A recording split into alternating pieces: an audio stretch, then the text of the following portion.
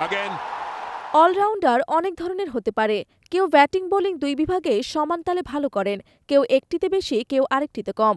আবার দুটোই একটু একটু করে পারেন এমনও আছেন। মেহেদী হাসান মিরাজ কোন দলে?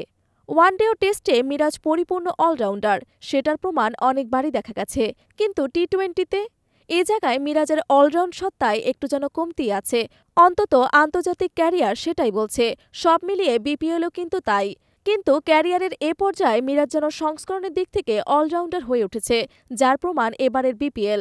এবারের বিপিএলে মিরাজ কি করছেন? খুলনা টাইগার্সের হয়ে মোট রান করেছেন ৩৫৩। এর চেয়ে বেশি রান বিপিএলে করেছেন ৬ জন। তার মানে আহামরি কিছু নয়। তবে মিরাজ এবার সময় মতো জ্বলে উঠেছেন। দায়িত্ব নিয়ে ওপেনিংয়ে এসে পারফর্ম করেছেন। মিরাজ ধারাবাহিকভাবে ওপেনিংয়ে নামতে শুরু করেন ২৩ জানুয়ারি দলের নবম ম্যাচ থেকে। এরপর ওপেনার হিসেবেই খেলেছেন আরও ৩ ম্যাচ। সিলেটের বিপক্ষে করেছিলেন ৫০ বলে ৭০। পরের ২ ম্যাচে ১৮ বলে ২৯ ও ১২ বলে ২১। এরপর সর্বশেষ গত পরশু ঢাকা ক্যাপিটালসের বিপক্ষে বাঁচা মরার ম্যাচে খেলেছেন ৫৫ বলে ৭৪ রানের অপরাজিত ইনিংস। টানা ৪ ম্যাচের এই পারফরমেন্স তার গড়টাকে এক ঝটকায় ৩২-এ নিয়ে গেছেন। সব মিলিয়ে ওপেনিংয়ে ৫ ইনিংস ব্যাটিংয়ে নেমে করেছেন ২২০ রান। বাকি ৭ ইনিংসে যা ১৩৩। মিরাজের এই রানে থাকায় দুদিক বিশেষভাবে উল্লেখযোগ্য। একটি হচ্ছে পাওয়ার প্লে কাজে লাগানো, আরেকটি মোটের উপর স্ট্রাইক রেট।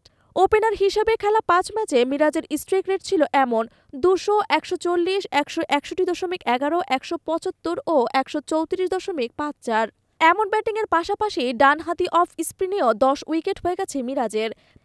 বিপিএলে ব্যাটিংয়ে পজিশন পাল্টে পরুদস্তুর অলরাউন্ড হয়ে ওঠার পর মিরাজকে নিয়ে হয়তো আন্তর্জাতিক টি-20তেও নতুন কিছু ভাবা যেতে পারে।